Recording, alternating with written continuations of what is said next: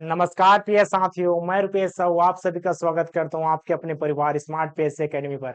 आशा करते हैं आप सभी स्वस्थ और मस्त होंगे और अपनी तैयारी में सजग रूप से बने होंगे। और अपनी तैयारी को बेहतर से बेहतरीन ढंग से करने के लिए क्या करना पड़ता है, हमें एमसीक्यू सॉल्व करना पड़ता है। इसलिए स्मार्ट पेस एकेडमी के द्वारा 5000 प्लस सीरीज लाए गए हैं, जिसमें से हम प्रत्येक विषय को अलग अलग शिक्षकों के द्वारा टॉप 20 क्वेश्चन देखने वाले हैं, जिसमें से आज हम देखने वाले संविधान की प्रमुख विशेषताओं के बारे में।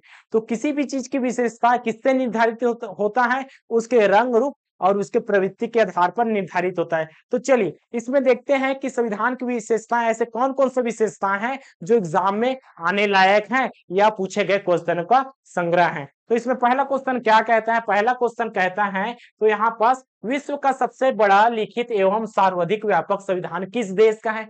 हमारे पास ऑप्शन है ब्रिटेन, भारत, कनाडा और दक्षिण अफ्रीका। तो इसमें देखिए हमें क्या कहा गया है, विश्व का विश्व का सबसे बड़ा। तो इसमें हम विश्व लेवल में आएंगे और विश्व लेवल में संविधान की व्याख्या करें तो हमें तीन तथ्य को याद करना जरूरी है। इसमें पहला तथ्य कौन सा है, पहला तथ्य कौन सा है, पहला तथ्य है कि विश्व में पहला संविधान किसका है। विश्व में पहला संविधान किसका है, विश्व में पहला संविधान या प्रथम संविधान किस देश का है, इसको जानना जरूरी है। और इसके साथ अगर पहला संविधान तो हो गया, अब इसके बाद हम आ जाते हैं, ये लिखित है कि मौखिक है, मुंह से बोला गया या मौखिक रूप से है उसको मौखिक संविधान कहते हैं। जिसको कागजों या दस्तावेज में समावेश कर दिया गया है उसको लिखित संविधान कहते हैं। इसलिए यहाँ पर लिखित शब्द का प्रयोग किया है। तो इसका विश्व में प्रथम संविधान यहाँ पर किसका है, ब्रिटेन का है, पहला तथ्य है। और इसके साथ साथ दूसरा तथ्य कौन सा है, दूसरा तथ्य देखते हैं कि विश्व में पहला लिखित संविधान, विश्व में प्रथम लिखित संविधान।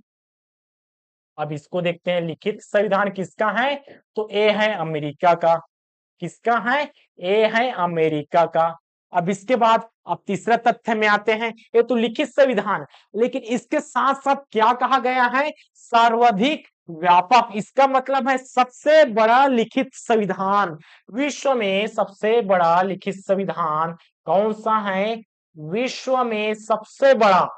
तो यहाँ पर सबसे बड़ा कहेगा या व्यापक कहेगा, इस प्रकार से कहेगा तो किसका संविधान है, ये अपना भारत का है जी, किसका है, भारत का है। तो इसका सही आंसर क्या हो जाएगा, इसका सही आंसर हो जाएगा भारत। तो हमें तीन चीज यहाँ पर याद रखना है, विश्व में प्रथम संविधान कहेगा तो ब्रिटेन लेंगे, विश्व में प्रथम लिखित संविधान कहेगा तो इसके साथ क्या कहेंगे, अमेरिका कहेंगे। और सबसे बड़ा लिखित संविधान इसमें भी जुड़ा रहेगा, सबसे बड़ा लिखित संविधान किसका है, तो ये है भारत का। और मौखिक संविधान कहेगा तो मौखिक संविधान इसमें आ जाएगा, इसमें क्या है, मौखिक संविधान किसका है, ब्रिटेन का है। अगला प्रश्न की ओर बढ़ते हैं, अगला प्रश्न क्या कहता है, भारतीय संविधान की विशेषता है। पहला ऑप्शन है सबसे कठोर, सेकंड सबसे लचीला, अंशतः कठोर व अंशतः लचीला, और ऑप्शन डी क्या कहता है, इनमें से कोई नहीं। तो देखिए किसी भी विशेषता उसके रंग रूप या उसके क्या प्रकृति, अब इसकी विशेषता को क्या कह सकते हैं, इसकी प्रकृति कह सकते हैं, या इसके कार्यों का निर्धारण किस प्रकार से होता है कि कार्य सरल है कि कठिन। तो यहाँ पर सीधा निर्देश कहां पर दिया गया है, संविधान संशोधन होता है, संविधान संशोधन होता है तो सरल है कि कठिन। अगर सरल हुआ तो सबसे लचीला कह देंगे, अगर कठिन हो गया तो सबसे कठोर कह देंगे। लेकिन यहाँ पर देखिए संविधान संशोधन भी दो प्रकार का होता है, पहला है साधारण बहुमत के आधार पर, कौन सा, साधारण बहुमत के आधार पर, और सेकंड क्या है, विशेष बहुमत के आधार पर, विशेष बहुमत के आधार पर। तो साधारण बहुमत क्या है, जैसे कि हम यहाँ पर दो व्यक्तियों को चुनाव में खड़ा कर दिए, क्लास के लिए अप्लाई कर दिए कि आप मॉनिटरिंग करेंगे, और स्टूडेंट कितने टोटल 100 हैं, तो जिसमें 51 आ जाएगा, इस प्रकार से 50% प्लस एक एक्स्ट्रा आ जाएगा, वही क्या हो जाएगा, वही विनर हो जाएगा जी, और 49 वाला हार जाएगा। इस प्रकार से इसमें क्या होता है, 50% के साथ 50% प्लस एक व्यक्ति होना चाहिए, एक अतिरिक्त होना चाहिए, ये क्या है, साधारण बहुमत है। और इसके साथ विशेष बहुमत क्या है? अब इसमें 2/3 व्यक्तियों का क्या होना चाहिए? सहमति होना चाहिए। 2/3 का होना चाहिए और साथ में क्या होना चाहिए? आधे से अधिक राज्यों का भी होना चाहिए। आधे से अधिक राज्यों का भी क्या होना चाहिए? अधिक राज्यों का भी होना चाहिए क्या? समर्थन। तभी तो संविधान संशोधन हो जाएगा।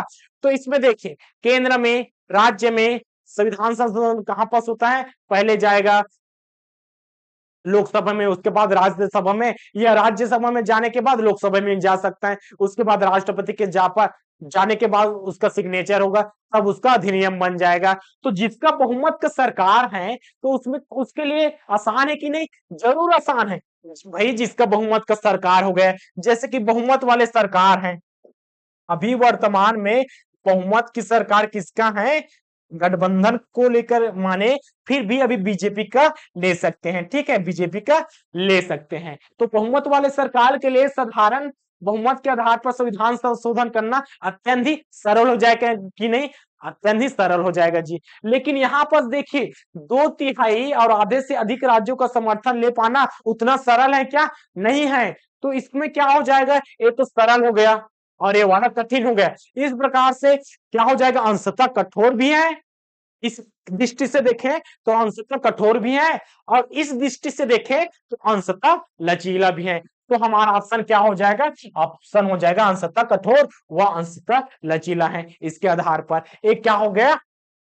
ये सरल या लचीला भी बोल सकते हैं, और इसमें क्या बोल सकते हैं? ए वाला हो गया जी कठिन वाला। ठीक है, अगला प्रश्न की ओर बढ़ते हैं। अगला प्रश्न क्या कहता है? भारतीय संविधान के किस संशोधन को लघु संविधान कहा जाता है? अब ये लघु संविधान क्या है? संविधान क्या है? संविधान नियमों और कानूनों का महासंग्रह है, जिसमें से सरकार को निर्देश दिया जाता है या सरकार उसी का पालन करते हैं। हमें मूल अधिकार भी किससे प्राप्त है? संविधान से ही प्राप्त है। तो संविधान क्या है? संविधान है, सरल भाषा में कह सकते हैं, नियमों और कानूनों का संग्रह है। तो छोटी सी किताब होगा क्या? छोटी सी नहीं, बहुत बड़ा दस्तावेज है, जिसमें से टोटल हम देखेंगे मूल संविधान में तो 395 अनुच्छेद देखने को मिलेगा। इस प्रकार से बुक है, दस्तावेज है। तो इसी का क्या बोलते हैं? इसी का अधिकतम भाग। लघु संविधान का मतलब है जो बड़ा संविधान है उसमें से एक ऐसा हिस्सा जिसमें बहुत सारे नियम और कानून का समावेश है। तो यहाँ पर ऑप्शन है 42वां संविधान संशोधन, 44वां संविधान संशोधन, 73 संविधान संशोधन और 97 संविधान संशोधन। तो यहाँ पर 42वें संविधान संशोधन के तहत बहुत सारे प्रावधान किए गए हैं। इसमें बहुत सारे, और कब हुआ इसका तिथि भी याद रखना है। तो तिथि क्या है?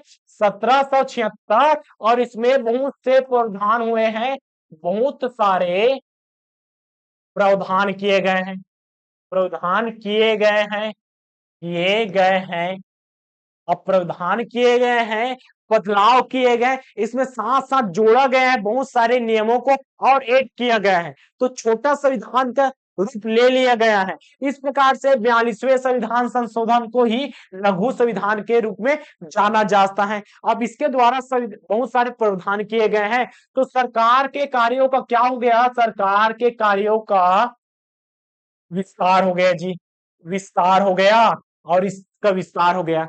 तो इसी विस्तार को ही क्या बोला जाता है? लघु संविधान के रूप में जाना जाता है। अगले प्रश्न की ओर बढ़ते हैं। अगला प्रश्न क्या कहता है? मतदान करने की उम्र को 21 वर्ष से घटाकर 18 वर्ष कब कर दिया गया है? हमारे पास ऑप्शन ए कहता है 1889, ऑप्शन बी कहता है 1989, ऑप्शन सी कहता है 1961 और ऑप्शन डी कहता है 1988। तो जो 21 वर्ष की उम्र है उसको 18 वर्ष क्यों किया गया है, सबसे पहले जानना जरूरी है।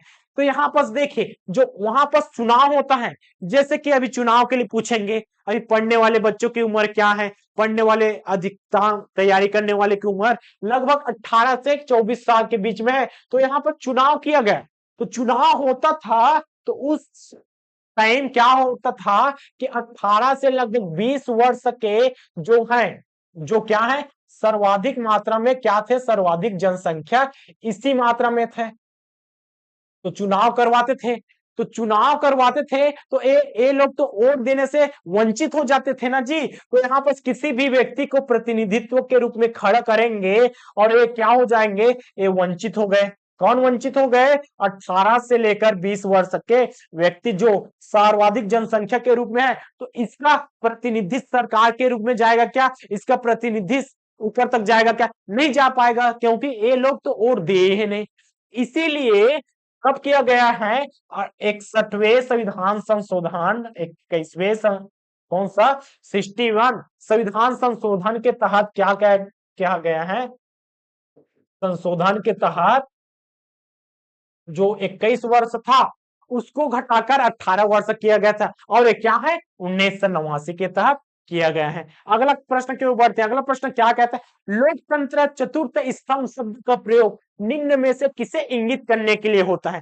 पहला है संसद, दूसरा है कार्यपालिका, तीसरा है न्यायपालिका और चौथा है प्रेस तथा समाचार पत्र। तो यहाँ पर देखिए, संसद संविधान के 3 प्रमुख अंग। सबसे पहले देखिए संविधान के 3 प्रमुख अंग। संविधान के कितने अंग हैं जी? संविधान के 3 प्रमुख अंग। 3 प्रमुख अंग कौन कौन सा है?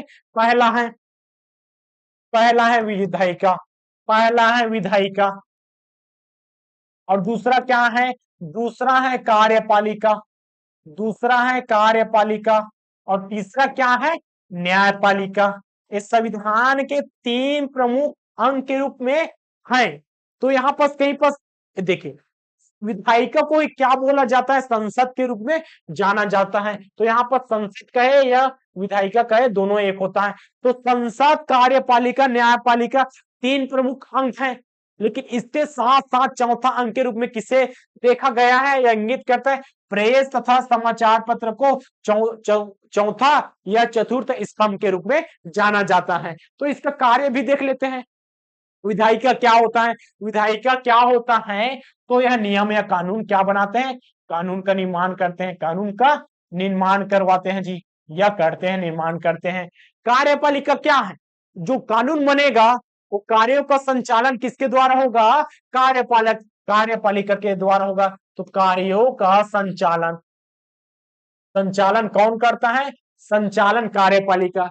और कार्य सही है कि गलत, इसकी देखरेख भी कौन करेगा? अगर काम गलत हो रहा है, मूल अधिकारियों को हनन कर रहा है, इसके लिए कौन दायित्व लेगा? तो इसके लिए जिम्मेदार किसका है? कर्तव्य किसका है? न्यायपालिका। तो कार्यों की जांच कौन करता है? कार्यों की जांच कौन करेगा?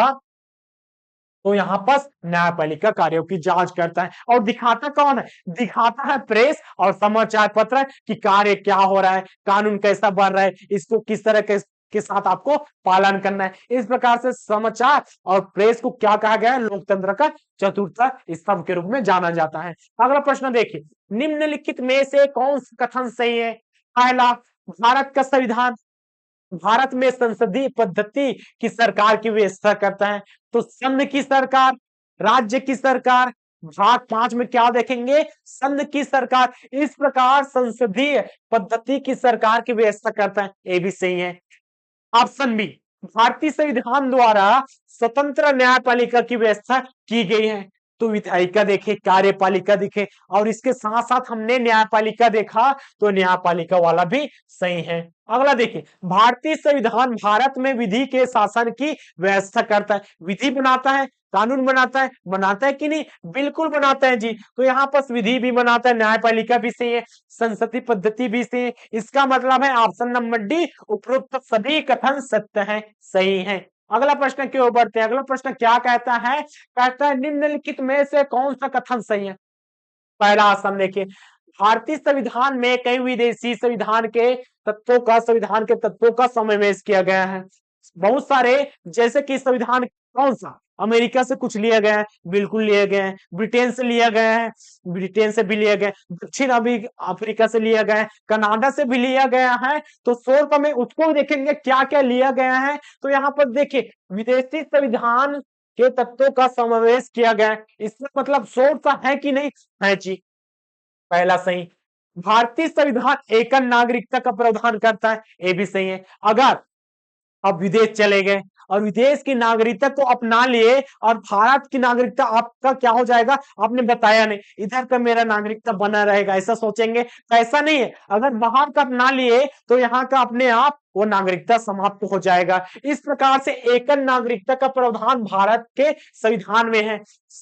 ऑप्शन सी, भारतीय संविधान वयस्क मताधिकार की व्यवस्था करता है। अभी अभी तो देखे कि 21 वर्षों की क्या किया गया है, 18 वर्ष कर दिया गया, तो वयस्क हो गया जी।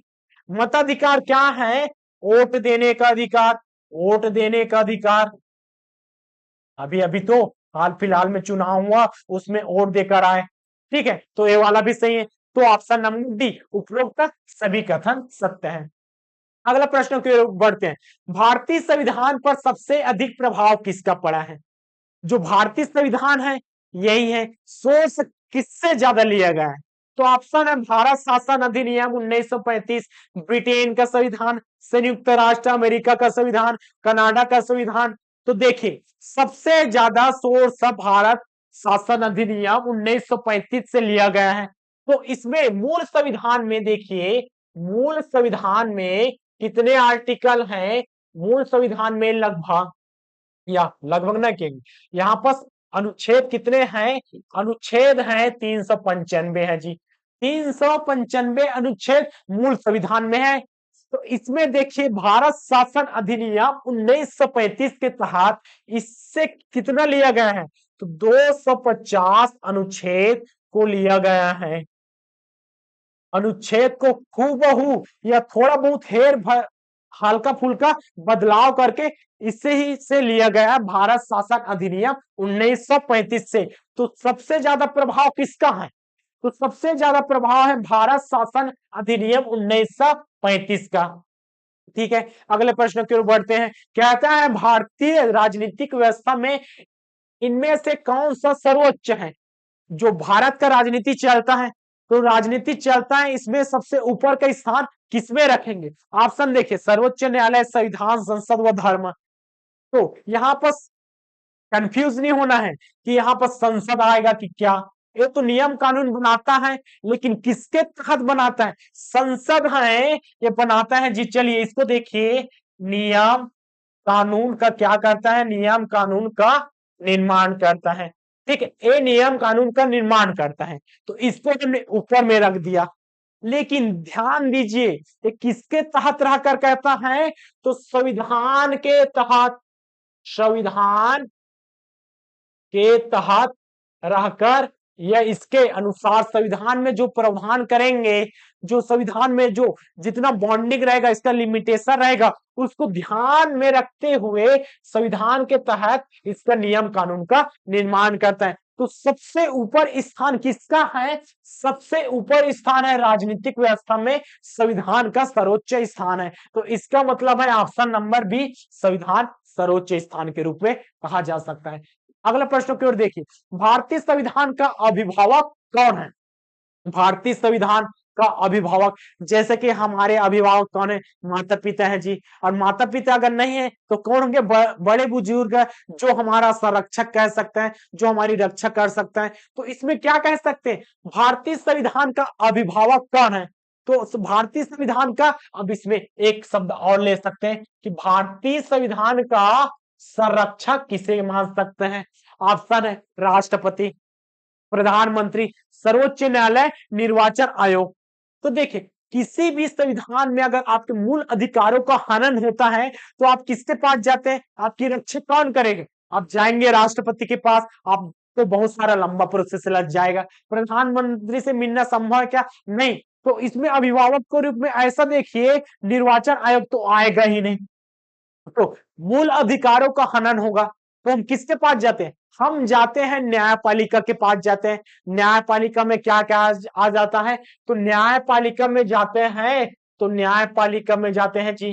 तो न्यायपालिका में हम सबसे पहले क्या हो जाएगा कि जिला न्यायालय, सबसे पहले क्या हो जाएगा? जिला न्यायालय में जाएंगे। और जिला न्यायालय में हमें न्याय नहीं मिला, जैसे कि हमने अभी बोला ना, अभिभावक के रूप में हम अपने माता पिता के पास जाएंगे कि हमारी रक्षा कीजिए, या हमें इस चीज का हेल्प चाहिए, या संरक्षक के रूप में। अगर हमारे माता पिता नहीं है किसके पास जाएंगे? जो रहेगा हमारे बड़े उसके पास जाएंगे। तो इस प्रकार से जिला न्यायालय, उसके बाद हाई कोर्ट, हाई कोर्ट आ जाएगा जी, उच्च न्यायालय, हाई कोर्ट, ठीक है, हाई कोर्ट, उच्च न्यायालय, उच्च न्यायालय।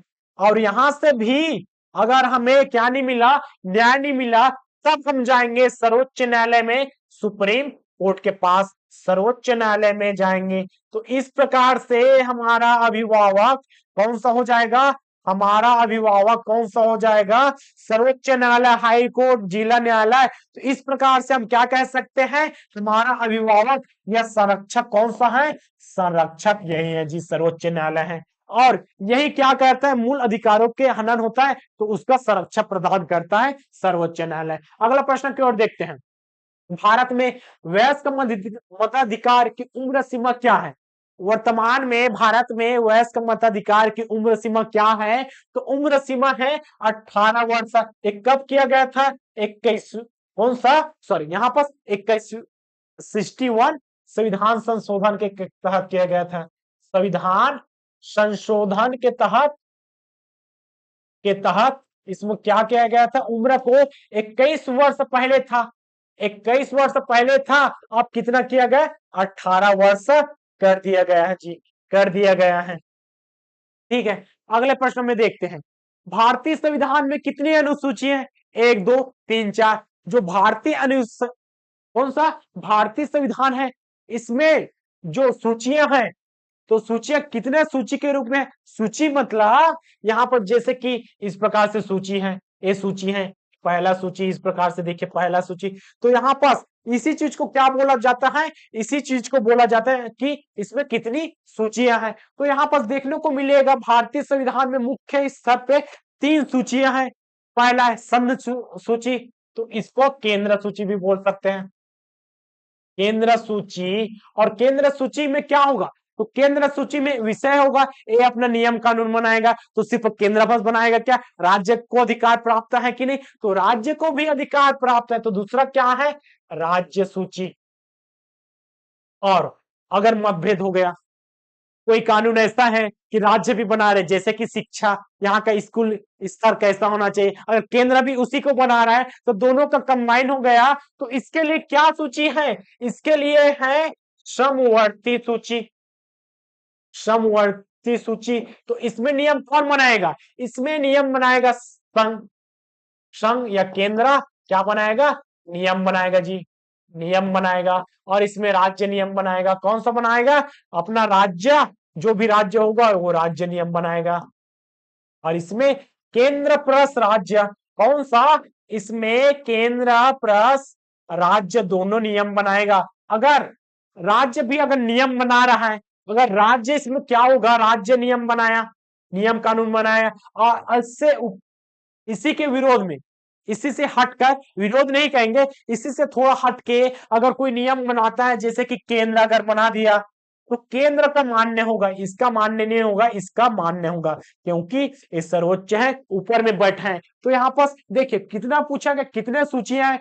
1 2 3। तो इस प्रकार से ऑप्शन नंबर 3 सी। अगला देखिए, भारत में वैध प्रभुसत्ता निहित है। जो कानून और क्या है? कानून है। वैध मतलब क्या होता है? वैध मतलब होता है जी विधि या नियम। किसमें निहित है? जो विधि है, नियम कानून है, इसका संग्रह किसमें है? इसका संग्रह किसमें है? संग्रह है जी, इसका संग्रह देखिए राष्ट्रपति में, न्यायपालिका में, मंत्रिमंडल में, संविधान में।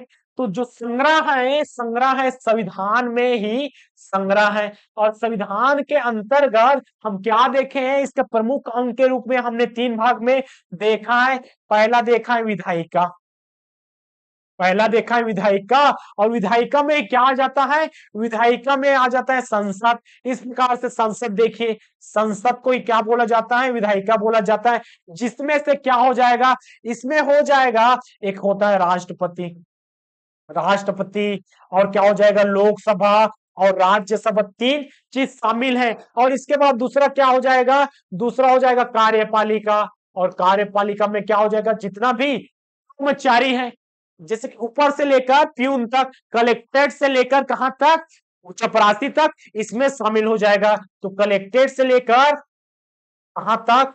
चपरासी तक शामिल हो जाएगा। और तीसरा क्या हो जाएगा? तीसरा है न्यायपालिका।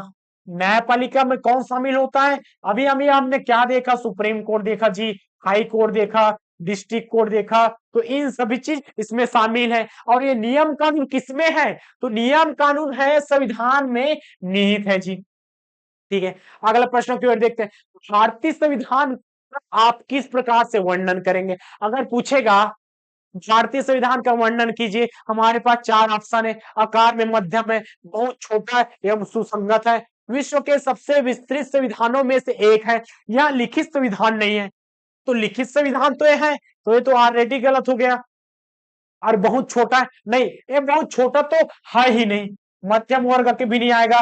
तो विश्व के सबसे विस्तृत संविधानों में से एक है। तो विश्व का सबसे विस्तृत संविधानों में से एक है हमारा ऑप्शन नंबर सी, संविधानों में से एक है ऑप्शन नंबर सी। और इसी को देखिए, सबसे लिखित संविधान हमने क्या देखा था? सबसे बड़ा लिखित संविधान कौन सा है? लिखित संविधान है जी, यही है भारत का संविधान है, सबसे बड़ा लिखित संविधान है। अगले प्रश्न की ओर चलते हैं। अगला प्रश्न क्या कहता है? निम्नलिखित में से कौन सा एक भारतीय संविधान का दर्शन नहीं है?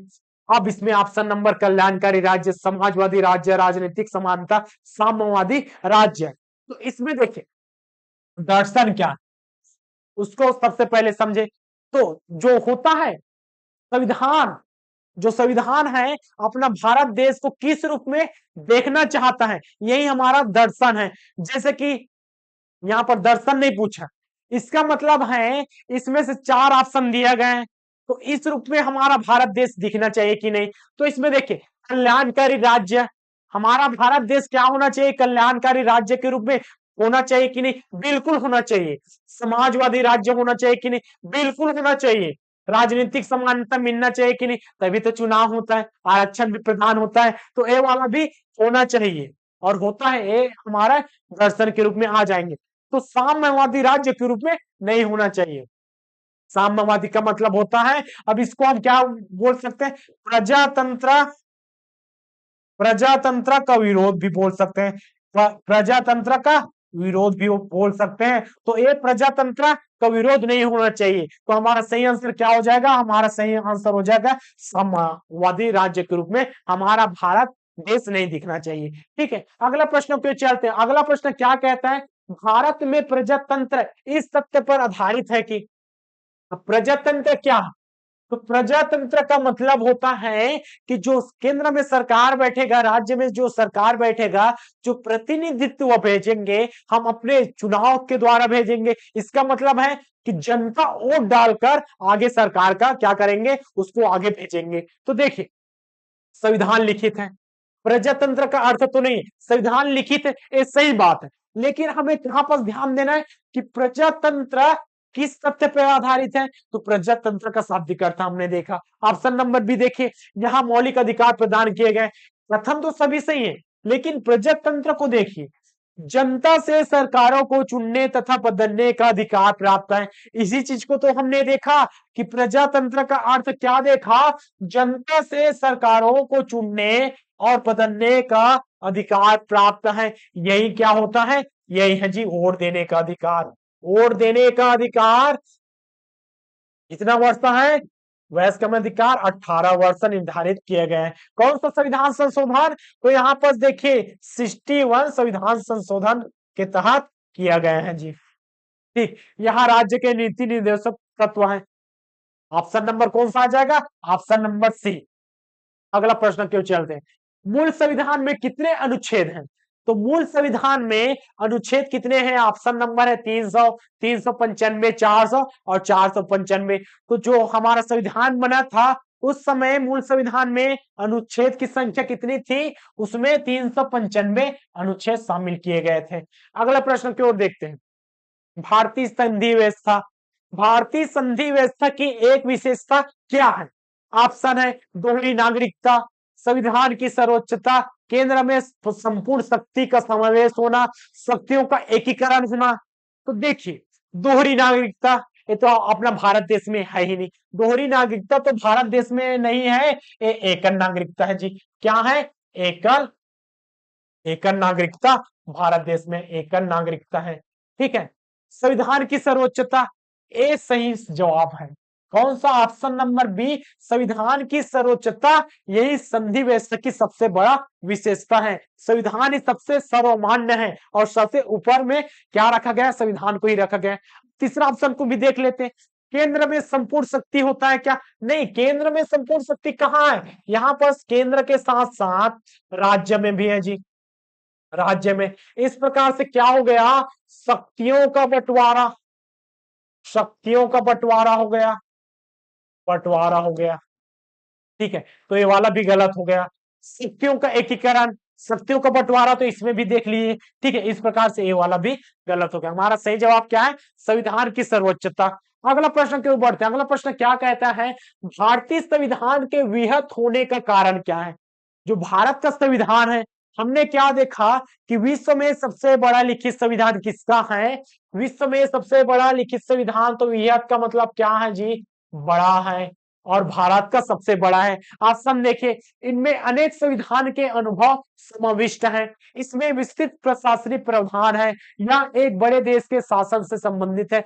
इसमें संघ तथा राज्य दोनों सरकार का संविधान है। तो इसमें देखिए, संघ भी क्या बनाता है? नियम कानून बनाता है।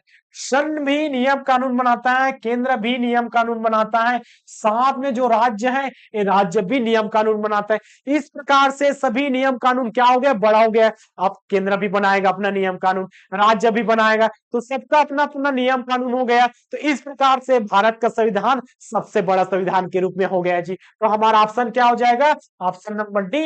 इनमें इसमें संघ तथा राज्य दोनों सरकार का संविधान है। अगला प्रश्न की ओर चलते हैं। अगला और अंतिम प्रश्न इसमें देखते हैं, कहता है भारत का संविधान मान्यता प्रदान करता है। जो भारत का संविधान है किसे मान्यता प्रदान करेगा? तो ऑप्शन है केवल धार्मिक अल्पसंख्यक को, ऑप्शन बी कहता है केवल भाषीय अल्पसंख्यक को, ऑप्शन सी कहता है धार्मिक एवं भाषीय अल्पसंख्यक को, ऑप्शन डी कहता है धार्मिक, भाषीय एवं निजातीय अल्पसंख्यक को। तो इसमें देखिए, धर्म और भाषा के आधार पर भारत का संविधान मान्यता प्राप्त है। आर्टिकल कौन सा? आर्टिकल 29 तथा आर्टिकल 30 में भाषा, कौन सा? धर्म व भाषा के आधार पर अल्पसंख्यकों को मान्यता प्राप्त करता है। तो इसमें धर्म भी आएगा, भाषा भी आएगा, और सिर्फ धर्म और भाषा का उल्लेख मिलता है। तो हमारा सही आंसर क्या हो जाएगा? धार्मिक और भाषीय अल्पसंख्यक को धार्मिक क्या कहता है? मान्यता प्रदान करता है। इस प्रकार से ऑप्शन नंबर सी, इसमें निजातीय अल्पसंख्यकों का उल्लेख कहीं पर नहीं मिलता है। इस प्रकार से ऑप्शन नंबर डी नहीं आएगा। तो आज के लिए बस इतना ही, मिलते हैं कल की क्लास में। आज का क्लास आपको कैसा लगा? टॉप 20 एमसीक्यू, इस प्रकार से प्रत्येक दिन आपके लिए टॉप 20 एमसीक्यू लाया जाएगा। मिलते हैं कल की क्लास में, तब तक के लिए धन्यवाद। जय हिंद, जय भारत, जय छत्तीसगढ़।